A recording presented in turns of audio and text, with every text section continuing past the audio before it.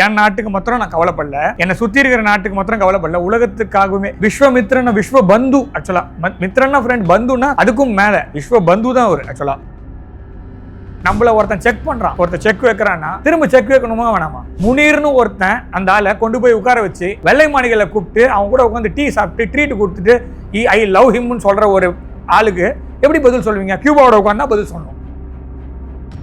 ஒன்னு அமெரிக்கா பக்கம் பிரச்சனை இருக்கு, இல்ல சைனா பக்கம் பிரச்சனை இருக்கு. எல்லாருமே நம்ம நோய்க்கு வரும்போது வேணான்னு தள்ளி விட முடியாது. இந்த வேலையை செஞ்சாங்க 2004 இருந்து 2014 வரைக்கும். தீவிரவாதத்தோட டெஃபினேஷன் அமெரிக்காவுக்கு மாறிட்டே இருக்கும். America doesn't have any friends nor enemies, it has only interest. So அந்த பிரிக்ஸ்ன்றது இப்போ பிரிக்ஸ் பிளஸ்ஸா மாறிடுச்சு. ஸோ அப்போ அமெரிக்காவுக்கு டைரக்டா இது பாதிக்கப்படும். அமெரிக்கா டாலருக்கு, அமெரிக்காவில் பெரிய பிரச்சனை போயிட்டு இருக்கு. அந்த பிரச்சனையை சால்வ் பண்ணக்கூடிய ஆளு ட்ரம்ப் அவர்கள் தான். இதை நான் முன்னாடியும் சொன்னேன், இப்பவும் சொல்றேன், இனிமேலும் அடுத்த 3 வருஷத்துக்கு சொல்லுவேன். வேற வழியே கிடையாது. ஏன்னா ட்ரம்ப்பை விட்டா இப்போதைக்கு ஆள் கிடையாது.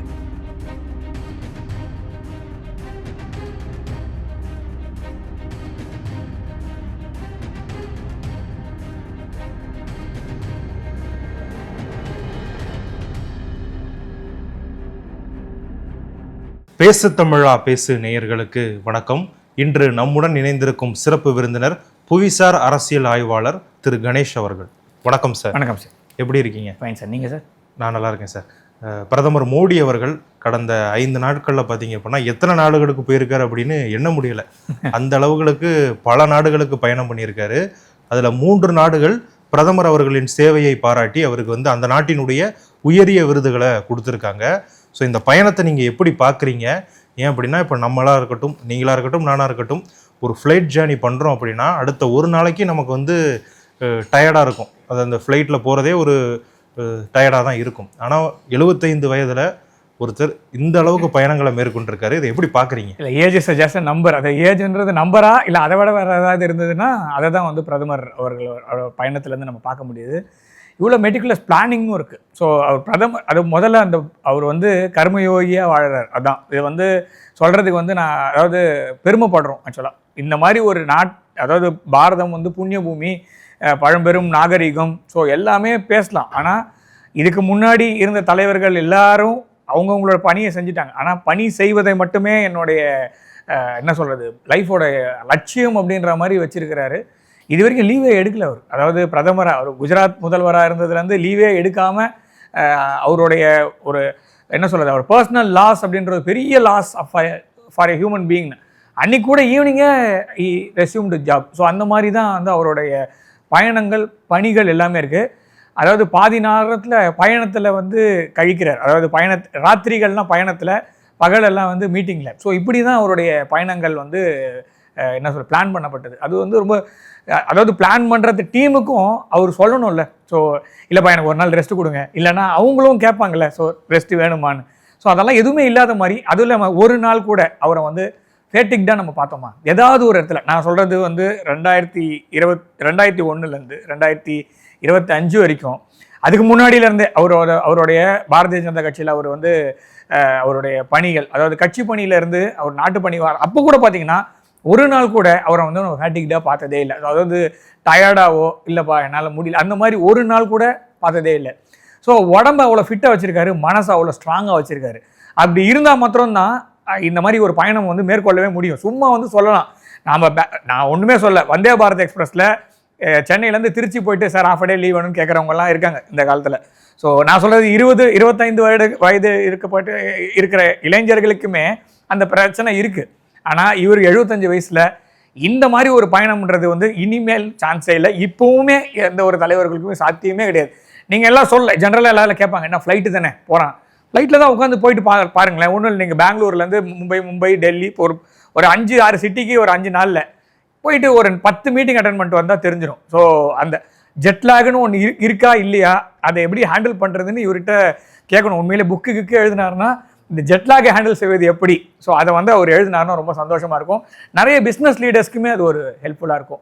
ஆனால் இந்த மாதிரி பயணங்கள் இனிமேல் சாத்தியம் இல்லை. இவர் ஒருவரால் மட்டும்தான் முடியும் அப்படின்றத என்னோட பார்வை. ஓகே சார், இந்த 5 நாட்கள்லேயே 3 விருதுகள் வழங்கப்பட்டிருக்கு. இதில் நிறைய பேர் என்ன சொல்கிறாங்க அப்படின்னா இதெல்லாம் சும்மா கொடுக்குறாங்கங்க, அந்த நாட்டுக்கு அவர் போயிருக்காரு அப்படிங்கிறத கௌரவிக்கும் வகையில் கொடுக்குறாங்களே தவிர இதனால என்ன பயன், நம்ம நாட்டுக்கு என்ன பயன் அப்படிங்கிற மாதிரிலாம் கேட்குறாங்க. அதற்கு உங்களுடைய பதில் என்னவா இருக்கும்? உங்கள் வீட்டு சாவி யார்கிட்ட கொடுப்பீங்க ஜென்ரலாக? அதாவது நம்மளோட வீடு இருக்கு, ஒருத்தங்க வராங்க, ஸோ நம்ம வீட்டு சாவி ஒருத்தங்க கிட்ட வந்து கொடுப்போமா? ஜென்ரலாக கேட்குற கேள்வி. கொடுப்போம். ரொம்ப தெரிஞ்ச நபர்கள் இல்லை நம்பிக்கையான ஒரு ஆள், இந்த வீட்டை ஒழுங்காக பார்த்துமா, இல்லை அந்த வீட்டை அதை பார்த்துக்கிறதுக்கான தகுதி ஒரு ஆள்கிட்ட இருந்தால் மாத்திரம்தான் அந்த சாவி வந்து நம்ம போவோம். சொந்தக்காரங்களாக இருந்தால் கூட எவ்வளோ பேர் சாவியை கொடுத்துட்டு போவாங்க. நான் வெளியூர் போகிறேன், நீ பார்த்துக்கோன்னு சாவி கொடுக்கறதுக்கு எத்தனை பேர் ரெடியாக இருக்காங்க இந்த காலத்தில்? அதெல்லாம் கிடையாது. ஒரு நகரத்தின் சாவி அவருக்கு வழங்கப்பட்டது. ஸோ அவங்கெல்லாம் என்ன பைத்தியக்காரங்களா? இல்லை அர்ஜென்டினா நாட்டில் அவருக்கு வந்து சாவி வழங்குறாங்க, அதாவது நகரத்தின் சாவியை கொடுக்குறாங்க அப்படின்னு வச்சுக்கோங்க. அப்படின்னா அவ்வளோ நம்பிக்கை இருக்கணும். அது ரெண்டு நாட்டுடைய பரஸ்பர உறவையும் தாண்டி அவருடைய அதாவது என்ன சொல்கிறதுன்னா, ஒரு என் நாட்டுக்கு மாத்திரம் நான் கவலைப்படல, என்னை சுற்றி இருக்கிற நாட்டுக்கு மாத்திரம் கவலைப்படல, உலகத்துக்காகவுமே. விஸ்வமித்ரன் விஸ்வ பந்து, ஆக்சுவலாக மித்ரன்னா ஃப்ரெண்ட், பந்துன்னா அதுக்கும் மேலே விஸ்வ பந்து தான் அவர் ஆக்சுவலாக. அதனால அவருக்கு வந்து சும்மா கொடுத்து, இப்போ நான் என்ன கேட்குறேன், நரேந்திர மோடி அவர்கள் பதவி ஏற்கிறதுக்கு 2014 மே மாதம் 26 அவர் வந்து அழைப்பு விடுறாங்க எல்லா நாட்டுக்கும், சுற்றி இருக்க நாட்டுக்கு. அப்போ நம்மளுடைய தெற்கு பகுதியில் இருக்க நாட்டுடைய அதிபர் வராரு. அங்கே தமிழ்நாட்டில் எதிர்ப்பு கிளம்பிச்சு. கூட்டணியில் இருந்த ஒரு கட்சி தலைவர் போவே இல்லை. அதாவது என்டிஏ கவர்மெண்ட் தான் அப்போ ஜெயிச்சாங்க, ஜெயிக்கல, அதுக்குள்ள போல. ஆனால் அழைப்பு வந்ததில்லை இல்லையா? கூட்டணி கட்சி தலைவர் போல, ஏன்னா அந்த நாட்டுடைய தலைவர் வராருன்றதுக்காக போல. அந்த மாதிரி இந்த பயணங்கள்லையோ மோடி அவரோட பயணங்கள் ஏதாவது இருக்கா? ஸோ அந்த நாட்டுடைய அந்த தலைமை பீடங்கள்லாம் எப்படி பார்க்குறாங்க அப்படின்றது நம்மளுக்கு ரொம்ப முக்கியமாக எடுத்துக்கணும். இந்த அவார்டு வந்து it is not just decorative purpose மாத்திரம் கிடையாது. நான் அப்படி பார்க்கல. அதற்கும் மேலே இரண்டு நாட்டு உறவுகளுக்கு மேம்படுத்துறதுக்கு ஒரு டோக்கன், அதாவது நாம் ஒரு ஸ்டெப் எடுத்து வைக்கிறோம், அதுக்கான நன்றி பிரதிபலன். அதாவது பப்புவா நியூ கினியாவுடைய அதிபர் வந்து காலில் விழுந்தார். ஸோ அப்போ அது எப்படி சொல்லுவீங்க? அது வந்து காசு கொடுத்து லாபி பண்ணி, இல்லைன்னா இதெல்லாம் உழறதெல்லாம் வேஸ்ட்டுன்னு. அது மனசால நடக்கிற ஒரு விஷயம். அதை வந்து சரி, இதுக்கு முன்னாடி ஏன் கொடுக்கல, இதே மாதிரி மற்ற நாடுகளுக்கு ஏன் கொடுக்கல? இந்தியாவுக்கு மிரட்டி கொடுக்கப்பட்டது. இப்போ அமெரிக்கா அடுத்த பாயிண்ட் எங்கே போவாங்கன்னு நான் சொல்கிறேன். ஒபாமா வந்து நிறைய அவார்டு வாங்கினவர், அமெரிக்க அதிபர்கள்லாம் நிறைய வாங்கியிருக்காங்க, மிரட்டி வாங்குறாங்க. ஓகேவா? அது மாதிரி இல்லை, நம்ம யாரையாவது மிரட்டணுமா? இது வரைக்கும் அந்த நாட்டு மீதாவது ஒரு அட்லீஸ்ட் ஒரு அரைக்கூவலாவது இந்தியா விட்டுருக்கா?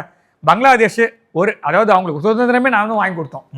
அந்த நாடு பேசுகிற பேச்சுக்கு நம்ம எவ்வளோ திரும்பி பேசலாம், எவ்வளோ நடக்கலாம். பாகிஸ்தானுக்கு ஸோ எங்கே நிறுத்தணுமோ நிறுத்தணும்ல. ஸோ என்னதான் நீ எனக்கு எதிர்த்து பேசினாலும், மாலத்தீவு இப்போ போகிறார் பிரதமர் அவர்கள், மாலத்தீவுக்கு போகிறார், இந்த மாதத்தோட கடைசியில் போகிறார். ஸோ எவ்வளோ பேசினாலும் நம்ம அமைதியாக இருந்து நம்ம வந்து அன்பு அதை நோக்கி ஒரு சாஃப்ட் பவராக நம்ம நகர்ந்துட்டு இருக்கோம். அதுக்கு அவங்க ஒரு டோக்கனாக ஒரு அவார்டு கொடுத்தா, அது வாங்காதவங்களுக்கு பக்கத்துல இருந்து வேணா இந்த மாதிரி வந்து காழ்ப்புணர்ச்சிக்காக பேசலாம்.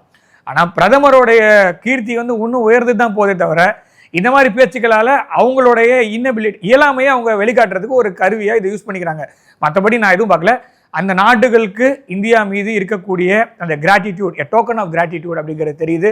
மோடி அவர்களும் தனக்கு நான் அந்த அவார்ட்லாம் எனக்குன்னு சொன்னாரா? எந்த இடத்துலையுமே இது வரைக்கும் வாங்கின 27க்கும் ஒரு இடத்துல கூட ஓகே நான் நல்ல வேலை பார்த்தேன் எனக்கு கொடுங்க, உண்மையில ஒரு வேலை பார்த்துருக்காரு, ஹி டிசர்வ்ஸ் தட். ஆக்சுவலாக அந்த வேர்டே கூட அவருக்கு பொருந்தும். ஆனால் அவர் அதை பண்ணல. இந்த 140 கோடி பேர்களுக்காக, இந்த 2 நாடுகளுக்கான உறவுகளுக்கு அப்படிதான் அவர் வந்து டெடிகேட் பண்ணுறாரே தவிர, ஒரு இடத்துல கூட எந்த ஒரு விஷயத்தையும் எனக்கு அப்படின்னு அவர் வந்து எதையுமே வச்சுக்கல அப்படிங்கிறது தான் பார்க்க முடியுது. இந்த மாதிரி பேசுகிறவங்க இன்னொரு தடவை நல்லா ஹோம்ஒர்க் பண்ணிட்டு வந்து வேற ஏதாவது சொன்னால் நல்லாயிருக்கும். ஓகே சார், இன்னொரு குற்றச்சாட்டு, அதாவது எதிர்க்கட்சிகள் எழுப்புற கேள்வியை தான் நாங்கள் வைக்கிறேன். ஓகே, ஆக்சுவலாக பிரதமர் அவர்கள் வந்து பிரிக்ஸ் மாநாட்டில் கலந்து கொள்வதற்காக தான் போறாரு. ஓகே, போகும்பொழுது எதற்கு இத்தனை நாடுகள், இந்த நாடுகள்லாம் இருக்கா இல்லையானே நிறைய பேருக்கு தெரியாது. டிரினிடாட் அண்ட் டொபாகோவா இருக்கட்டும், இல்ல பெலாரஸா இருக்கட்டும், இந்த நாடுகளுக்கெல்லாம், பெலாரஸ் இதுக்கு முன்னாடி போனாரு. ஸோ இந்த மங்கோலியா கூட நீங்க வச்சுக்கலாம். ஆமா, இந்த நாடுகளுக்கெல்லாம் ஏன் போறாரு? இப்ப பிரேசிலுக்கு போயிருக்காரு, அங்க போய் ஃபுட்பால் வீரர்களை கூட்டு வர போறாரா? இந்தியாவில வந்து ஃபுட்பால் ஆடினா தப்பே இல்லை, ஆடினா நல்ல ஒரு பெரிய எக்கானமி இப்படிங்கிற மாதிரி கிண்டல் பண்றதுக்காக அவங்க நிறைய குற்றச்சாட்டுகளை வைக்கிறாங்க. அதுக்கு உங்களுடைய பதில் என்னவா இருக்கும்? எல்லாரும் மொபைல் ஃபோன் யூஸ் பண்றாங்களா? இந்த கேள்வி குற்றச்சாட்டு வைக்கிறவங்க எல்லாம் மொபைல் ஃபோன் யூஸ் பண்றாங்களா? எல்லாரும் கேமரா யூஸ் பண்றாங்களா? டிவி யூஸ் பண்றாங்களா? எல்லார் வீட்லயும் எலக்ட்ரானிக்ஸ் ஐட்டம் இருக்குதா? எல்லார் வீட்லயும் இன்வெர்டர் இருக்கா? மோஸ்ட்லி. ஏன்னா நம்ம முன்னாடி 2011க்கு முன்னாடி நம்ம ஒரு இருண்ட காலத்தில் வாழ்ந்தோம். ஸோ அந்த சமயத்தில் இருந்தவங்களுக்கும் சேர்த்து தான். அப்போ இன்வெர்டர் வாங்கி வைக்க வேண்டிய நேரமாக இருந்தது. இன்வெர்டரே வேலை செய்யாத அளவுக்கு போச்சு. அப்போ இன்வெர்டருக்குள்ளெல்லாம் இன்னும் இருக்குல்ல ஒரு பொருள், அந்த பொருள் ஒரே ஒரு நாடே வாங்கி குவிக்குது. அதை வாங்கணும்னா அதுக்கு நிறைய பணம் கொடுக்க வேண்டியிருக்கும். பணம் கொடுத்தாலும் கிடைக்காத நிலைமைக்கு போகும். லித்தியம், அந்த லித்தியம் வந்து சப்ளை செயின் வந்து உலகத்தில் ஒரு சில நாடுகள் கண்ட்ரோல் எடுத்ததுன்னு வச்சுக்கோங்க. நாளைக்கு நீங்கள் காசு கொடுத்தா கூட லித்தியம் கிடைக்காது, நீங்கள் காசு கொடுத்தா கூட கோபால்ட் கிடைக்காது, நீங்கள் காசு கொடுத்தா கூட இப்போ as we speak we are going through a tough period for rare earth minerals, அதாவது அரிய கனிம வளங்கள் அப்படின்னு ஒரு தாது மணல்கள் இருக்குது. அந்த தாது மணல்கள் வந்து சைனா வந்து ஏகபோக சக்கராதிபதியாக அவன் உட்காந்துருக்கான். அதில் அவன் சொல்கிறவன் மாத்திரம்தான் விற்பேன், அவன் சொல்கிற ப்ரைஸ்க்கு தான் விற்பேன். ஸோ அதை வந்து என்ரிச் பண்ணுறதுக்கோ அதை பியூரிஃபை பண்ணி கொடுக்கறதுக்கோ அவங்ககிட்ட மாத்திரம்தான் இப்போதைக்கு இருக்குது. அந்த பாலிசி பெரிய வளர்ந்த நாடுகள்கிட்டே கூட இல்லை, மேற்கத்திய நாடுகள்கிட்ட இல்லை. ஸோ இப்போ நம்ம போயிட்டு டைவர்சிஃபை பண்ணணும்னு நினச்சாலுமே நாம் முதல்ல எடுத்திருக்கோம் நம்ம ஸ்டெப்பு. இதை வந்து இப்போ வந்து இந்தியா வந்து முக்கியமான ஒரு விஷயமா எடுத்திருக்கு, நாம் வந்து சப்ளை செயினாக மாறுறதுக்கு. ஸோ அது மாறணும்னா உலகம் வந்து ஒரே ஒரு நாட்டை நம்பி இருக்க முடியாது, ஒரே ஒரு பகுதியை நம்பி இருக்க முடியாது. ஸோ எல்லாத்தையும் சேர்ந்து கொண்டு போகிறது தான் ஒரு தலைவனோ இல்லை தலைமை பண்புக்கு இருக்கக்கூடிய நாடு. இந்தியா தலைமை பண்பு இருக்கிற நாடு அப்படின்றதுனால இந்தியா வந்து இந்த வேக்சின் வந்தது இல்லையா, வேக்சின் டிப்ளமசி அப்படின்னு ஒன்று கொண்டு வந்தோம். அமெரிக்கா பிரேசில் கிட்ட நீ எனக்கு வந்து ஏர்பேஸை எழுதி வச்சு 99 வருஷம் லீஸ் எழுதி வை, நான் உனக்கு வேக்சின் தரேன். இந்தியா எந்த ஒரு கேள்வியும் கேட்காம கொஞ்சம் காசுக்கு கொடுத்தோம், கொஞ்சம் ஃப்ரீயாகவே கொடுத்தோம். ட்ரினிடாட் டோபாகோடைய பிரதமர், அதாவது அவங்க வந்து லேடி, அவங்க வந்து சொல்கிறாங்க டைரக்டாக, உங்களுடைய நாட்டில் எப்படி நீங்கள் உங்களை பார்த்துக்கிட்டீங்க அதே மாதிரி எங்கள் நாட்டுக்கு எங்களுக்கு வந்து இந்த இது கொடுத்தீங்க, வேக்சின் கொடுத்தீங்க, நாங்கள் என்றைக்குமே மறக்க மாட்டோம்னு. அந்த மாதிரி ஒரு வேக்சின் கொடுத்ததுக்காக தான் இவர் பப்புவா நியூ கினியாவுடைய இது அதிபர் வந்து அந்த மாதிரி ஒரு விஷயத்தை செஞ்சார். ஸோ இதெல்லாம் எதுக்காக அப்படின்னா, உலகம் வந்து முன்ன மாதிரி ஒரு துருவமோ இரு துருவமோ கிடையாது. முதல்ல இரு துருவம், சோவியத் யூனியன் இருந்தது, அமெரிக்கா ஒரு பக்கம் இருந்தது. சோவியத் யூனியனோட வீழ்ச்சிக்கு பிறகு வெறும் அமெரிக்கா மாத்திரம்தான் ஒரே ஒரு நாடு. நான் சொன்ன நல்லவன், நான் சொன்ன கெட்டவன். நம்ம மேலே சாங்ஷன்ஸ் போட்டாங்க. வாஜ்பாய் அவர்கள் சாங்ஷன்ஸை ஃபேஸ் பண்ணார். அதையும் மீறி வளர்ச்சியை காட்டணும் நம்ம. நீ சாங்ஷன் போனால் போட்டுக்கோ, நான் பண்ணுறதை பண்ணுறேன். இப்போ இருக்கிற பிரதமருடைய முன்னாடி இருந்த பாரதிய ஜனதா கட்சியை என்டிஏவுடைய பிரதமர், அவர் சாங்ஷன்ஸ் எல்லாம் பார்த்து பயப்படாம தான் நம்ம வந்து அந்த இது அணு ஆயுதம் சோதனை நம்ம செஞ்சோம்.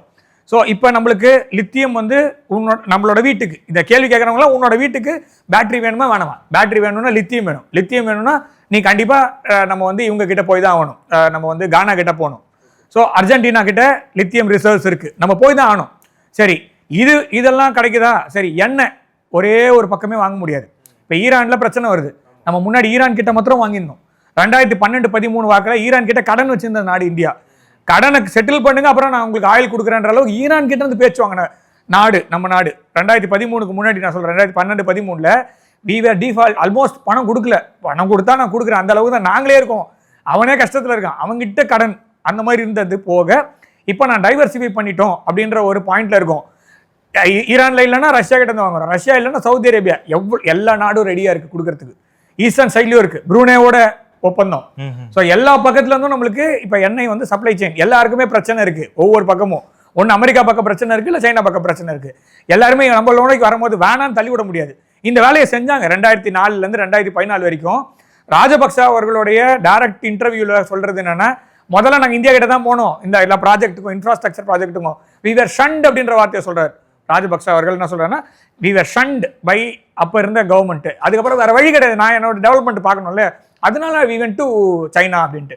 அந்த மாதிரிலாம் நம்ம இந்தியா இப்போ இருக்கிற நிலைமையில பண்ணாது. We are looking for friendship, we are looking for partnership. அதனால நம்மளுடைய பயணங்கள் எப்படி பிளான் பண்ணப்பட்டதுன்னா, உங்களோட வீட்டுக்கு, நம்ம வீட்டில் இருக்க எல்லா பொருட்களுக்காகவும், அந்த எலக்ட்ரானிக் ஐட்டம்ஸ்க்காக கனிம வளங்கள் கானா கிட்டேருந்து, அர்ஜென்டினா கிட்டேருந்து வாங்குகிறோம். அதே மாதிரி எண்ணெய் டைவர்சிஃபை பண்ணணும்னா அந்த பகுதியில், அந்த பிராந்தியத்தில், வெனிசுலாவுக்கு பக்கத்தில் இருக்கிற நாடு, நம்ம வெனிசுலாவோடையே நாளைக்கு டீல் பண்ணாலும் ஓகே, தப்பு இல்லை. அடுத்தது நம்மள ஒருத்தன் செக் பண்ணுறான், ஒருத்தன் செக் வைக்கிறான்னா திரும்ப செக் வைக்கணுமா வேணாமா? ஸோ அப்புறம் என்ன சாவரின் கண்ட்ரி, அப்புறம் இந்தியா நாட்டையே வேணான்னு விட்டு போயிடலாம். அவன் ஒருத்தன் வந்து முனீர்னு ஒருத்தன் அந்த ஆளை கொண்டு போய் உட்கார வச்சு நம்ம எல்லை தாண்டி பயங்கரவாதத்தை ஒரு என்ன சொல்றது மோட சாப்பிட்றாண்டியா வச்சுக்கிட்டு, அது ஒரு ராணுவத்தோட ஒரு பகுதியாக வச்சிருக்கிற ஆளை வெள்ளை மாளிகளை கூப்பிட்டு அவங்க கூட உட்காந்து டீ சாப்பிட்டு ட்ரீட் கொடுத்துட்டு ஐ லவ் ஹிம்னு சொல்ற ஒரு ஆளுக்கு எப்படி பதில் சொல்லுவீங்க? கியூபாவோட உட்காந்தா பதில் சொல்லணும். இல்ல, நம்ம கியூபா கூட உட்கார்றது நியாயம் தான். அமெரிக்கா வந்து கியூபாவை என்ன சொல்லுது, அது வந்து தீவிரவாதத்தை வளர்க்கும் ஒரு நாடுன்னு சொல்லுது. அப்ப நம்ம தீவிரவாதத்துக்கு எதிராக நம்ம போராடுறோம் அப்படின்னா கியூபாவிலையும் தீவிரவாதத்தை நம்ம எதுக்கு தானே செய்யணும்? தீவிரவாதத்தோட டெஃபினேஷன் அமெரிக்காவுக்கு மாறிட்டே இருக்கும். நான் ஒரே ஒரு கேள்வி கேட்கிறேன். அமெரிக்கா வந்து 2001 அந்த ட்வின் டவர் அட்டாக் அப்புறமா வார் ஆன் டெரர்னு ஒன்று ஆரம்பிச்சாங்க. வார் ஆன் டெரர் எங்க பண்ணியிருக்கணும்? அவங்க ஒசாமா பின் லாடன் அவர் தான் வந்து மெயின் பர்பரேட்டர் சொல்றாரு, ஓகேவா? ஒபாமாவே வந்து அவருடைய இது அப்ரூவல் ரேட்டிங் குறையும் போது ஒசாமா பின் லாடன் போட்டு தள்ளிட்டு, அது வந்து இந்த இது விஸ்வரூபம் படத்தில் கூட கமல்ஹாசன் அவருடைய படத்தில் கூட வரும், இந்த மாதிரி என்ன இப்படி கொண்டாடுறாங்களேன்னு. ஏன்னா எப்பப்பெல்லாம் இவங்களோட அப்ரூவல் ரேட்டிங் குறையுதோ, எப்பப்பெல்லாம் பிரசிடென்ட் ஆஃப் யுனைடெட் ஸ்டேட்ஸோட அப்ரூவல் ரேட்டிங் குறையுதோ, எப்பப்பெல்லாம் யூகேல பிரச்சனை வருதோ, எப்பப்பெல்லாம் சில மேற்கத்திய நாடுகளில் பிரச்சனை வருதோ, வெளிநாட்டில் போய் இந்த மாதிரி ஏதாவது ஒன்று பண்ணிட்டு பார் நாங்கள் இதை பண்ணிட்டோம் பாருன்னு காமிச்சு உள்நாட்டில் இருக்க மக்களுக்கு பெரிய கர்ச்சீஃப் கொடுப்பாங்க. ஏன்னா கண்ணு துடைக்கிறதுக்கு வேற எதுவும் அந்த நாட்டில் எதுவும் நடக்கல. சரி, ஒசாமா பின் லாடன் விஷயத்துக்கே வரேன். ஒசாமா பின் லாடன் எங்க இருந்தார்? பாகிஸ்தான்ல கடைசியா. பாகிஸ்தானுக்கு அமெரிக்கா என்ன பண்ணுச்சு? என்ன பண்ணியிருக்கணும்? நீங்க ஈரானை இப்ப தீவிரவாத நாடுன்னு சொல்றீங்க, ஓகே, நான் அதை ஒத்துக்கலன்றது அப்படியே இருக்கட்டும். நார்த் கொரியா தீவிரவாத நாடு அப்படி வச்சிருங்க. அதே மாதிரி வந்து யமன் ஓரமா வச்சிருங்க. ஸோ நீங்க எங்க போயிருக்கணும்? பாகிஸ்தான்ல தான் உங்களுடைய எதிரி, மெயின் எதிரி எங்க இருந்தான்? பாகிஸ்தான்ல இருந்தான். ஆப்கானிஸ்தான் நீங்க என்ன பண்ணீங்க? சின்ன பின்னமாக்குனீங்க. ஈராக்குக்கு போனீங்க, வெப்பன்ஸ் ஆஃப் மாஸ் டிஸ்ட்ரக்ஷன் அங்க இருக்கா இல்லையான்னு கூட கேட்கல, போட்டு ஒழிச்சாச்சு. சிரியாவுக்கு போனீங்க, ஒழிச்சு கட்டிட்டீங்க. ஸோ 5 நாடு. லிபியா போனீங்க, லிபியாவுக்கும் உங்களுக்கு என்ன தகராறுன்னு சத்தியமா புரியவே இல்லை. உமார் கதாஃபிக்கு நம்மளுக்கும் வாய்க்கா தகராறு, அது வேற விஷயம். ஆனா அந்த மாதிரி ஒரு நாட்டை ஆக்கக்கூடாது. ஸோ அதை மாதிரி பண்ணிட்டீங்க. ஸோ அதையும் விட்டுருங்க.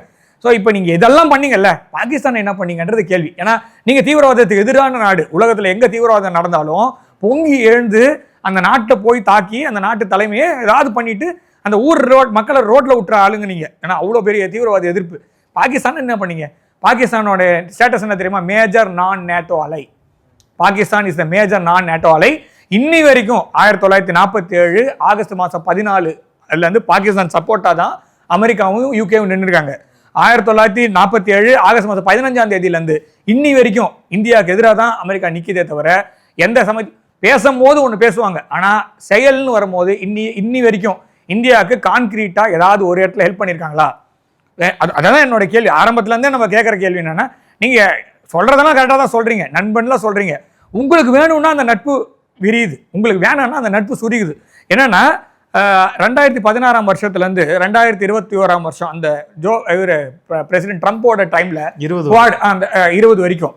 ஸோ அந்த ட்ரம்போடைய பீரியட்ல குவாடு வந்து நல்லா வேணும்னு சொல்லி கொண்டு வந்தாச்சு.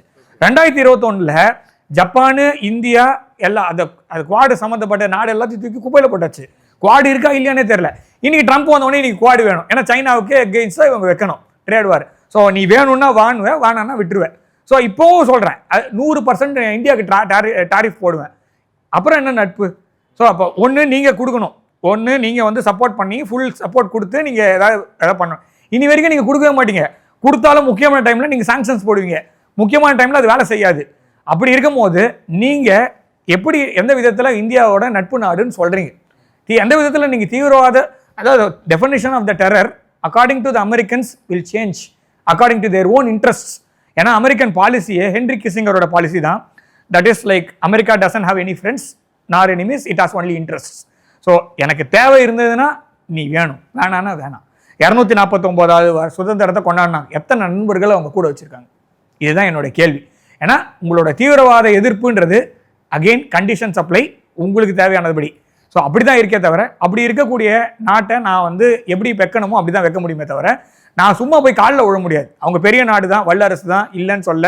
உலகத்திலே அதிகமான அணு ஆயுதங்களை வைத்து கொண்டிருக்கிற நாடு, இல்லைன்னு சொல்லலை. பவர்ஃபுல்லான நாடு. B2 பாம்பரை 37 மணி நேரம் பறக்க வச்சு பாம்பை போட்டு 44 மணி நேரம் பறந்து கொண்டு போய் இறக்கின நாடு தான். எதுவுமே இல்லைன்னு சொல்ல. ஆனால் நீங்கள் மிரட்டி உருட்டியே உலகத்தை அடிப்பணியை வைக்க முடியாது. இது 2025. ஸோ அப்படி பண்ணீங்கன்னா உலகம் பார்த்துட்டு தான் இருக்குது. உங்கள் நாட்டு மக்களுக்கும் உங்கள் மேலே ஒரு அபிப்பிராயம் இருக்குது. அந்த அபிப்பிராயத்தை மிரட்டலையும் வைத்து கொண்டு எப்போவுமே you cannot control whole world always with thread. அவ்வளோதான் என்னோட பாலிசியாக இருக்குது. ஓகே சார், நீங்கள் நண்பர்களும் இல்லை, எதிரியும் இல்லை, இன்ட்ரெஸ்ட் தான் இருக்குது அப்படின்னு சொன்னீங்க. அந்த இன்ட்ரெஸ்ட் ஒவ்வொரு அதிபரை பொறுத்தும் மாறுதா? கண்டிப்பாக மாறுது. அதிபரை பொறுத்து அந்த வீரியம் மாறும். அமெரிக்காவுடைய பாலிசி மாறாது. ஓகே. அமெரிக்காவுடைய இப்போ பிரசிடென்ட் ட்ரம்ப் வரதுக்கு முன்னாடி நிறைய சொன்னார், வந்த உடனே அவர் எப்படி மாறினார்? ஸோ அமெரிக்கன் பாலிசி வந்து it is always fixed. America, அப்புறம் யூகே, அப்புறம் வந்து இந்தியா கூட சில சமயத்தில் these are all like countries which are run by institutions. இந்த நாட்டில் வந்து ஒரு புதுசாக ஒரு தலைவர் வந்து அவர் நல்லதும் பண்ணலாம், கெட்டதும் பண்ணலாம். ஆனால் இன்ஸ்டிடியூஷன்ஸ் தான் கண்ட்ரோலில் இருக்கும். அப்படி இருக்கும்போது இன்ஸ்டிடியூஷனை மீறி அவரால் எதுவும் செய்ய முடியாது. இப்போ ட்ரம்ப் அவர்கள் உண்மையிலேயே இந்தியா மீது நல்ல ஒரு எண்ணம் இருக்கலாம், நல்ல ஒரு வளர்ச்சியை நோக்கி இந்த ஃப்ரெண்ட்ஷிப் போகணும்னு நினைக்கலாம். ஆனாலும் அவரை போக விடாமல் இருக்கிறதுக்கு இன்ஸ்டிடியூஷன்ஸோ இல்லை பேக்கில் இருக்க ஆர்கனைசேஷன்ஸோ கண்டிப்பாக ஒரு காரணியாக இருக்கும். ஆனால் அதோட வீரியம் மாறுபடும், ஆனால் மெயின் பாலிசி மாறாது. Okay sir, BRICS versus NATO அப்படிங்கிறது தான் இன்னைக்கு போய்கிட்டு இருக்கு. பிரிக்ஸ் மீது நான் வந்து கடுமையான நடவடிக்கையில் இருப்பேன், பிரிக்ஸே எனக்கு பிடிக்கல அப்படிங்கிற மாதிரி தான் நேட்டோ நாடுகள் சொல்லுது. குறிப்பாக ட்ரம்ப் அவர்கள் சொல்லிக்கிட்டு இருக்காரு. பிரிக்ஸ் வந்து அந்த அளவுக்கு கண்ணை உறுத்துதா நேட்டோவோட? பிரிக்ஸும் நேட்டோவும் இல்லை, பிரிக்ஸ்ன்றது ஒரு இன்டர் கண்ட்ரி கவர்மெண்ட் ஆர்கனைசேஷனல் இது என்ன சொல்றது ஃபோரம். ஓகே. நேட்டோன்றது ஒரு மிலிட்ரி அலையன்ஸ். மிலிட்ரி அலையன்ஸையும் ஒரு சிவிலியன் அலையன்ஸையும் ஒன்றா மிக்ஸ் பண்ண முடியாது. அது வந்து இராணுவ கூட்டமைப்பு நேட்டோ. இது வந்து மக்களாட்சி தத்துவத்தை கொண்டு மக்களுக்கான ஒரு கூட்டமைப்புன்னு எடுத்துக்கலாம். இராணுவம் வேறு, மக்கள் வேறு, அப்படி தான் எடுத்துக்கணும். ஸோ அப்படி இருக்கும்போது பிரிக்ஸ் வந்து டேரெக்டாக யாரை கவுண்டர் பண்ணுதுன்னு பார்த்தீங்கன்னா, கவுண்டர் பண்ணுதுன்னு சொல்கிறாங்கன்னு பார்த்தீங்கன்னா G7. ஓகே. நேட்டோ கிடையாது. கிட்டத்தட்ட ஒரே மாதிரி தான் வச்சுக்கோங்க.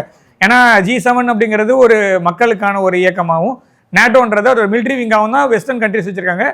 ரஷ்யா வந்து நேட்டோவில் வந்து சேர்றேன்னு சொன்னாங்க முதல்ல. Okay okay. ஆனால் நேட்டோவே வந்து ரஷ்யாவுக்கு எதிராக, சோவியத் யூனியனுக்கு எதிராக, அதாவது அந்த சமயத்தில் 2 துருவமாக இருந்தது. அப்போ வந்து வார்சா பேக்ட்னு ஒன்று இருந்தது, நேட்டோன்னு ஒன்று இருந்தது. ஸோ அப்போ வந்து ரஷ்யா வந்து சோவியத் யூனியன் ஊழ்ந்த பிறகு ரஷ்யாவே புட்டினே வந்து சொன்னால் நான் வந்து சேர்ந்துக்கிறேன் நேட்டோவில். அவங்க உண்மையிலே நார்த் அட்லாண்டிக் கண்ட்ரியாக தானே இருக்காங்க. ஸோ நாங்கள் வரேன், ஆர்டிக் கண்ட்ரி அவங்க. ஸோ நாங்களும் வந்து சேர்ந்துக்கிறோன்னா உங்களுக்கு சேர்த்துக்க முடியாதுன்னு சொல்லிட்டாங்க. ஸோ இப்போ வந்து எவ்வளோ பிரச்சனை போயிட்டு இருக்கு. அதனால் இவங்க வேணும்னா வச்சுப்பாங்க, வேணாண்ணா. அதே பாலிசி தான் இந்தியாவுக்கும். இந்த G7 குரூப் ஆஃப் 7 கண்ட்ரிஸ், அப்புறம் ரஷ்யாவை சேர்த்து குரூப் ஆஃப் 8, இந்த மாதிரி குரூப்பில் இருக்கும்போது இந்தியாவும் போய் கேட்டுச்சு. இங்கே இருக்க பிரிக்ஸ் கண்ட்ரிஸ் எல்லாருமே போய் கேட்டோம், இந்த மாதிரி எங்களையும் சேர்த்துங்கன்னு. கதவை சாத்திட்டு வெளியே இருப்பா, உங்களுக்குலாம் இடம் இல்லை, வளர்ந்த நாடுகள் சின்ன பசங்களுக்குலாம் இடம் இல்லைன்ற மாதிரி தான் சொன்னாங்க. ஸோ இப்போ என்ன ஆச்சுன்னா, சின்ன பசங்கள்லாம் ஒன்றா சேர்ந்து பெரிய சக்ஸஸ் ஆயிடுச்சு. ஸோ அந்த பிரிக்ஸ்ன்றது இப்போ பிரிக்ஸ் ப்ளஸ்ஸாக மாறிடுச்சு. இப்போ பிரிக்ஸ்ன்றது 5 நாடுகள் கூட்டணியாக இருந்தது, இப்போ 11 நாடுகள் கூட்டணியாக இருக்குது. இன்னும் நிறைய நாடுகள் வந்தாச்சு, விருப்பமும் கொடுக்குறாங்க. ஸோ அது பெருசாகிட்டே இருக்குது. ஸோ அப்போ பெருசாகுதுன்னா அமெரிக்கா எதுக்கு பயப்படுறாங்க அப்படின்னா, இந்த பிரிக்ஸ் கூட்டமைப்பில் இருக்க நாடுகள் தங்களுக்குள்ளாகவே கரன்சி செட்டில்மெண்ட்ஸை பண்ணிக்கலாம் அப்படின்னு ஒரு மூவ் எடுக்கிறாங்க. ஸோ இப்போ இருக்கிற முறை என்ன அப்படின்னா, நீங்களும் நானும், அதாவது நீங்கள் இலங்கையிலே இருக்கலாம், இல்லைனா வந்து நேபாளிலே இருக்கலாம், நான் வந்து வேறு ஏதாவது ஊரில் இருக்கலாம், நான் ஆஸ்திரேலியாவில் இருக்கலாம், சிங்கப்பூரில் இருக்கலாம், துபாயில் இருக்கலாம், எங்கே வேணா இருக்கலாம். நாம் 2 பேர் ட்ரேட் பண்ணணும்னா அமெரிக்கா டாலரில் தான் பண்ணுவோம். ஏன்னா அமெரிக்கா டாலர் தான் வேர்ல்டு ரிசர்வ் கரன்சின்னு ஒன்று இருக்குது. இந்தியாவிலிருந்து இலங்கைக்கு வாங்கினாலும், இந்தியாவிலிருந்து எந்த நாடு பக்கத்தில் இருக்க அந்த மாதிரி சில நாடுகள்லாம் இருக்குது. பக்கத்து நாடுகள் ரொம்ப உறவாக இருந்தால் கூட செட்டில்மெண்ட் வந்து டாலரில் தான் இருக்கும். ஸோ அப்போ இப்போ இந்த நாடுகள்லாம் என்ன கேள்வி கேட்குதுன்னா, எதுக்கு நான் 3வது ஒரு கரன்சி போகணும்? ஸோ நம்மளோட கரன்சிலே பண்ணிக்கலாம். ஸோ ஒரு செட்டில்மெண்ட், அதுவும் அது பிரிக்ஸ் ஸ்விஃப்ட் சிஸ்டம்னு சொல்கிறாங்க. ஸோ ஸ்விஃப்ட் சிஸ்டம் கொஞ்சம் பழமையானது. இப்போ தான் நம்மளுக்கு வந்து டிஜிட்டல் எல்லாமே கரன்சிலாம் வந்துருச்சு. இந்தியாவில் டிஜிட்டல் கரன்சியே வச்சிருக்க நாடு ஒரே நாடு இந்தியா தான் இப்போதைக்கு, வேறு எந்த நாடுகிட்டையும் இல்லை. CBCSும் சென்ட்ரல் பேங்க் சிஸ்டம் இருக்கு இல்லையா, அதுவும் வந்து பார்த்தீங்கன்னா அந்த சிஸ்டமும் இந்தியா கிட்ட நல்லா இருக்குது. அதே மாதிரி இது UPI வந்து நிறைய நாடுகள். ஸோ இதெல்லாம் வந்து இந்த நாடுகளுக்கெல்லாம் இன்ட்ரெஸ்ட்டாக இருக்குது. ஸோ நம்மளுக்குள்ளேயே நம்ம செட்டில் பண்ணிக்கலாம்னா, இது டேரெக்டாக எங்கே செக் வைக்குதுன்னா, அமெரிக்காவுடைய டாலர் டாமினன்ஸில் செக் வைக்குது. அமெரிக்கா டாலரை வெப்பனாக்கி, டாலரை வந்து ஒரு ஆயுதம் மாதிரி பிரயோகம் பண்ணி, எந்தெந்த நாடெல்லாம் வேணாமோ அந்த நாடெல்லாம் டாலர் யூஸ் பண்ண முடியாது, ஸ்விஃப்ட் சிஸ்டத்தில் தூக்குறேன்னு சொன்னால் அந்த நாடு உலகத்தில் வந்து ஒத்தி வைக்கிற மாதிரி, அதாவது இந்த நாட்டாம தீர்ப்பு சொல்லும் போது அண்ணன் தண்ணி யாரும் புழங்கக்கூடாது சொல்கிற மாதிரி, ஸ்விஃப்ட் கிடையாது டாலர் கிடையாதுன்னா அவனை தனிமைப்படுத்துகிற மாதிரி. ஸோ இது எதில் இந்த கண்ட்ரோல் எப்படி அவங்களால பண்ண முடியுதுன்னா, டாலர் அப்படிங்கிற ஒரு பவரை வச்சு பண்ண முடியுது. அந்த டாலருக்கு பேக்கிங்காக என்னென்ன இருக்குன்னு பார்த்தீங்கன்னா, ஒன்று அமெரிக்கன் ஆர்மி இருக்குது, ஆர்ம்டு ஃபோர்ஸஸ் இருக்குது. அது next dollar as a world reserve கரன்சின்னு இருக்குது. 3வது வந்து petrodollar system. So oil நீங்கள் எந்த நாட்டிலேருந்து வாங்கணும்னு நினச்சிங்கனாலும் டாலர் வழியாக தான் வாங்கணும். இது வந்து முதல்ல எழுதப்பட்டது இருந்தது, அப்புறம் இப்போ அது கொஸ்டினபிளாக இருக்குது. சவுதி அரேபியா கூட அது கொஸ்டின் பண்ணுற மாதிரி தான் இருக்காங்க. ஸோ அப்போ அந்த டாலர் பெட்ரோ டாலர் சிஸ்டம்லேருந்து ஒழிஞ்சிச்சுன்னா டாலரோட டாமினன்ஸ் உடவாங்க. அந்த வாங்கிறதுக்கு பயந்து தான் இப்போ வந்து இதை பிரிக்ஸை வந்து எதிர்க்கிறாங்க. ஸோ இப்போ 10 நாடுகள், அதாவது 11 நாடுகள் சொன்னேன் இல்லையா, அந்த 11 நாடுகளில் 6 நாடுகள் எண்ணெய் வளம் மிக்க நாடுகள் நான் பிரிக்ஸ் ப்ளஸில். ஸோ அது டாப் 10 ஆயில் ப்ரொடியூசிங் கண்ட்ரியில் 6 நாடுகள் டாப் 6ல் இருக்குது. ஸோ அப்போ அமெரிக்காவுக்கு டேரெக்டாக இது பாதிக்கப்படும், அமெரிக்கா டாலருக்கு. ஸோ நான் எதை வச்சு நான் என்னோட நாட்டை வந்து ஓட்டிகிட்டு இருக்கணும், அதையே நீ உன்னை கேள்வி கேட்குற மாதிரி பண்ணுறன்றதுனால முதல்ல 10%, பிரிக்ஸில் வந்து நீ கரன்சியை மாற்றினா 100%. ஸோ இந்த மாதிரிலாம் அவங்க பயன்படுத்துகிறாங்க. ஆனால் எந்த அளவுக்கு இது செயல்படுத்துவாங்கன்னு எனக்கு தெரியல. ஆனால் பிரிக்ஸ் வந்து ஒரு டாமினண்ட்டாக இருக்கிறது வந்து வெஸ்டர்ன் கண்ட்ரீஸ்க்கு ஒரு விதமான ஒரு அச்சத்தை ஏற்படுத்துது. அதனால தான் இவங்க இதெல்லாம் பண்ணுறாங்க. பிரிக்ஸ் வந்து வளர்றது இந்த நாடுகளுக்கு நல்லது, உலகத்தோட அச்சு மாறுகிறது அப்படின்றதுக்கு பார்க்கணும். அதுக்கு சாத்தியம் இருக்கா சார்? பிரிக்ஸ் அவங்களுக்குன்னு ஒரு தனி கரன்சி, பிரிக்ஸ் கரன்சி தேவையில்லை. பிரிக்ஸ் கரன்சி அகைன் நம்ம இந்தியா வந்து முதல்ல இருந்தே பிரிக்ஸ் கரன்சி வேணான்னு சொல்றாங்க. என்னுடைய தனிப்பட்ட கருத்தும் பிரிக்ஸ் கரன்சி வேண்டாம் தான். ஏன்னா அமெரிக்காவோடைய டெட்டில் சைனாவோடைய வேல்யூஸ் இருக்கு. ஸோ சைனா கீழே போச்சுன்னா அமெரிக்கா கீழே போகும், அமெரிக்கா கீழே போச்சுன்னா சைனாவும் கீழே போகும். ஸோ இப்போ இது வந்து ஒரு என்ன சொல்ல, பிரிக்ஸில் மிகப்பெரிய ஒரு ஃபினான்ஷியல் கண்ட்ரி அப்படின்னு நிறைய என்ன சொல்ல பொருளாதாரத்தின் பெரிய ஒரு பவராக இருக்கிறது வந்து சைனா தான். ஏன்னா அது இல்லை, நம்மளோட 4 மடங்கு இருக்காங்க. அவங்க $20 trillion எக்கானமி, அவங்க $22 trillion எக்கானமி இருக்கும்போது அவங்கள நம்ம வந்து சாதாரணமாக இடம் போட முடியாது. நம்ம சைனாவை ரீப்ளேஸ் பண்ணணும்னு நிறைய நாடுகள் ட்ரை பண்ணாலும் நம்மளுடைய எக்கானமி, உலகத்தோடைய நிறைய சப்ளை செயின் அவங்க கிட்ட இருக்கு. அது மொத்தமெல்லாம் ஒரே நல்லெல்லாம் கெடுக்கவும் கூடாது, கெடுக்கவும் முடியாது. ஸோ அது அப்படியே தான் இருக்கணும். ஸோ அதை வந்து மாடிஃபை பண்ணுறதுக்கு வேணால் நம்ம ட்ரை பண்ணலாம். ஸோ அப்படி மாடிஃபை பண்ணோம்னா அந்தந்த நாடு ரெஸ்பெக்டிவ் கரன்சியில் செட்டில் பண்ணுறது பெட்ரு. ஸோ தட் உங்களுக்கு இந்த பிரச்சனை இல்லை. அதாவது எரியிற எண்ணெயிலேருந்து எகிரி நேரம் நெருப்பில் குதிச்ச மாதிரி ஆகிடும். இப்போ நான் டாலர்லேருந்து எகிறேன் அப்படின்னா பிரிக்ஸ் கரன்சி இந்த நாடுகளோட கூட்டமைப்பு தானே. இப்போ இந்த கூட்டமைப்பில் மிகப்பெரிய பொருளாதார நாடு அப்படின்னு பார்த்தீங்கன்னா சைனா. ஸோ அப்போ அதோட டாமினன்ஸ், யுவானோட டாமினன்ஸ் வந்துடும். ஸோ அப்போ நீங்கள் திருப்பி டாலரை ஒழிக்கிறேன்னு சொல்லி நீங்கள் யுவானை வளர்த்து விடுவீங்க. ஸோ யுவான் திருப்பி again depend on dollar. So இந்த சைக்கிள்லேயே சுற்றி வருவோம். ஸோ அதுக்கு பதிலாக நம்ம என்ன பண்ணலாம்னா அந்தந்த நாடுகள் அந்தந்த நாட்டோடைய ரெஸ்பெக்டிவ் கரன்சியில் ட்ரேட் பண்ணுறது பெட்டர் சிஸ்டம். அதை டிஜிட்டைஸ் பண்ணுறது, அதை எப்படி வந்து பேங்க் இப்போ என்டிபின்னு கொண்டு வந்திருக்காங்க. ஸோ புது பேங்க் வருது அந்த பிரிக்ஸில். ஸோ அதில் செட்டில்மெண்ட் சிஸ்டம் வந்து கொண்டு வராங்க. ரஷ்யா வந்து இதை ட்ரை பண்ணியிருக்காங்க. ரஷ்யா வந்து இந்த சாங்ஷன்ஸ் எல்லாம் முன்னாடியே பார்த்ததுனால ரஷ்யாவும் சைனாவும் இந்தியாவும் இதை பற்றி முன்னாடியே நம்மளுக்கு அறிவு இருக்குது, இந்த என்ன ஆகும்னு நம்மளுக்கு தெரியும். So we have alternate system. So அந்த ஆல்டர்னேட் சிஸ்டம் நோக்கி இந்த 11 நாடுகள் முதல்ல கொண்டு வந்தால் இந்த அச்சு வந்து இன்னும் வளர்கிறதுக்கான சாத்தியக்கூறு இருக்கும்.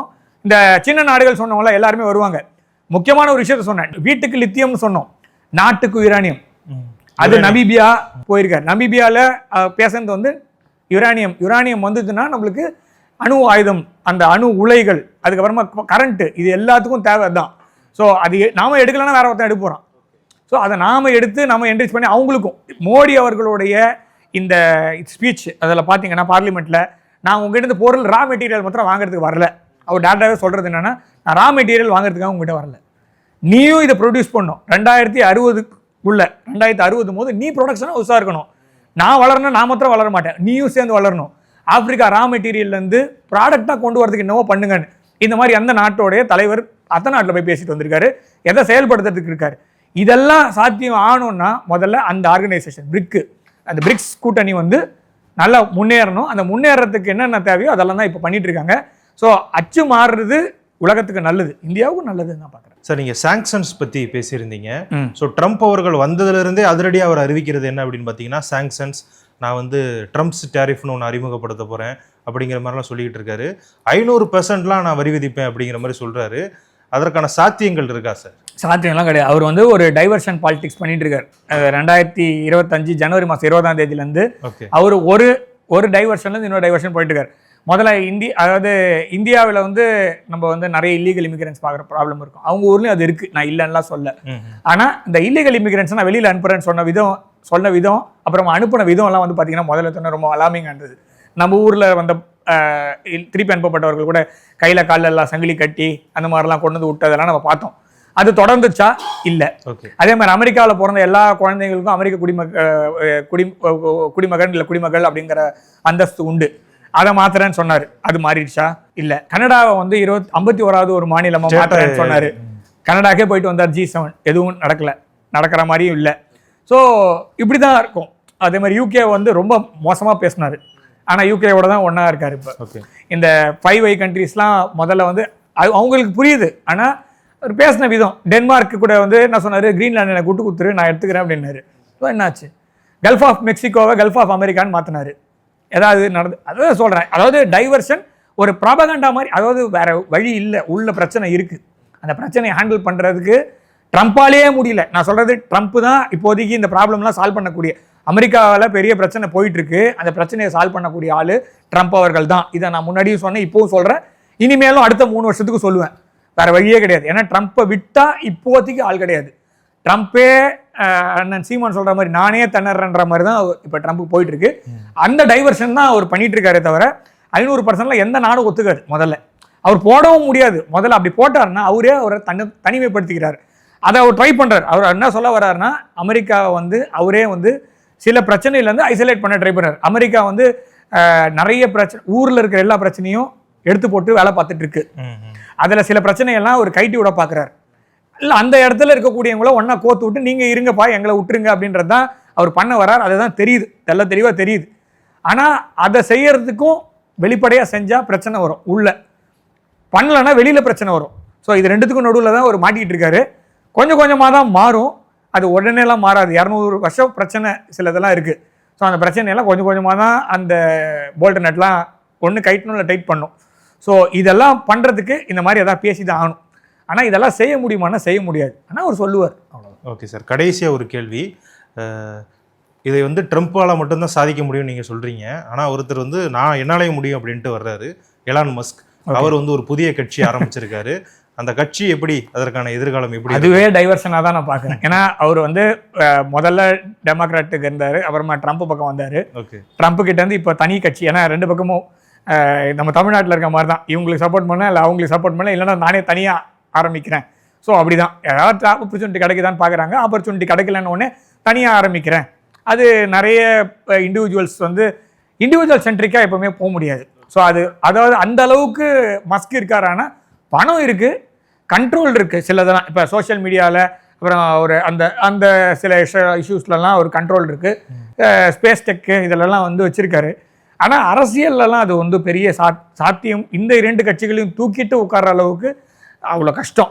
அதுவும் ட்ரம்ப் சும்மா இருக்க மாட்டார். அமெரிக்காவுடைய அதாவது அமெரிக்காவோட பக்கத்தில் இருக்கிற நாடுகள், அமெரிக்கா பக்கம் நிற்கக்கூடிய நாடுகள் எல்லாத்தையும் சம்மந்தப்பட்டது தான். ஸோ இது அமெரிக்கா வந்து ஒரு it's not a country, it's an empire. So அப்படி தான் நம்ம பார்க்கணும். அப்படி இருக்கும்போது அதை வந்து ஒரு 3 வருஷத்தில் புதுசாக ஒரு கட்சி, எம்ஜிஆர் ஒருத்தர் தாங்க. ஸோ அது மாதிரி இன்னும் புதுசாக கட்சி ஆரம்பித்து உடனே எல்லாம் 249 வருஷத்தில் 2 பேர் தான் ஆண்டிருக்காங்க. ஒன்று யானை இல்லை கழுதை, 2 பேர் தான். யானை ஆளும் இல்லைன்னா கழுதை ஆளும், இப்படி தான் இருக்கும். இப்போ புதுசாக வந்து ஒரு இது அமெரிக்கா பார்ட்டின்னு ஒன்று ஆரம்பிக்கிறாரு. கழுகு எடுத்துன்னு வர தெரியாது. ஸோ மேபி லோகோலாக தான் இருக்கும் மேக்ஸிமம், இல்லைனா எக்ஸ் மாதிரி ஏதாவது ஒரு லோகோ போட்டு எடுத்து வருவார். ஆனால் மக்கள் வந்து எந்த அளவுக்கு ஒத்துப்பாங்க அப்படின்றது புரியல. அதுவும் இல்லாமல் இவருடைய பிறப்பு, இவரோட பூர்வீகம் இதெல்லாம் வந்து கேள்விக்குறியாக இருக்குது. ஸோ இதெல்லாம் வச்சு பார்க்கும்போது அவர் வந்து அவருக்கு வந்து அவரோட இயலாமை, அவர் வந்து டாட்டா பிரசிடென்ட் அவர் ரொம்ப ஒரு மாதிரி தப்பாக பேசிட்டாரு. அதுக்கப்புறமா அவர் நிறைய எதிர்பார்த்தாரு. எப்பவுமே ஒன்று சொல்கிறேன், ஒரு அரசியலுக்குள்ளே போகும்போது எந்த எதிர்பார்க்காம போகிறது அப்படின்றது வந்து ரொம்ப கம்மி. அதுக்கான விலையை எதிர்பார்த்து தான் போவாங்க. ஒன்று ஃப்ரீயாக முதல்ல பண்ணாலும் பின்னாடி அதற்கான விலையை எதிர்பார்த்து தான் போவாங்க. ஸோ அது முன்னாடியே பேசுறது வந்து இந்த மாதிரி பிரச்சனையை சால்வ் பண்ணும். அதுதான் கரெக்டாக இருக்குமே தவிர, இல்லைன்னா கட்சி ஆரம்பிச்சு என்ன பண்ண போகிறாரு, ஓட்டை பிரிப்பார், அவ்வளோதான் பண்ண முடியும். இல்லைன்னா அந்த நானும் இருக்கேன் இம்பேக்ட் காமிக்கிறதுக்காக இருப்பாரே தவிர, தனியாக ஆட்சி அமைக்கக்கூடிய அளவுக்கு 3வது ஒரு பார்ட்டி அமெரிக்காவில் இப்போதைக்கு சாத்தியம் இல்லை. ஆனால் இதே ஒரு டீப் ஸ்டேட் ஆப்ரேஷனாக இருந்ததுன்னா இந்த 2 பேருமே வரல. ஸோ அப்போ 3ஆவதாக ஒன்று வேணும்னு America is control by few organisation. நான் of course we all know America வந்து சில ஆர்கனைசேஷன்ஸ் கண்ட்ரோல் ஆகிருக்குன்னு. அந்த கண்ட்ரோல் நினச்சதுன்னா மேபி மஸ்க் பிரசிடென்ட் ஆகிறது கூட சான்சஸ் இருக்குது. ஓகே சார், எம்ஜிஆர் ஒரே எம்ஜிஆர் தான். மஸ்க்கு மட்டும் நீங்கள் அந்த பதிலை சொல்லியிருக்கீங்களா, இல்லை தமிழக அரசியலுக்கு சொல்லியிருக்கீங்களா? எல்லாருக்குமே அதான், எம்ஜிஆர் ஒரே எம்ஜிஆர் தான், அதில் மாற்றமே கிடையாது. ஓகே சார், எங்களோட இணைந்து பல்வேறு கருத்துக்களை பகிர்ந்துக்கிட்டீங்க. உங்களுடைய நேரத்திற்கு மிகவும் நன்றி சார்.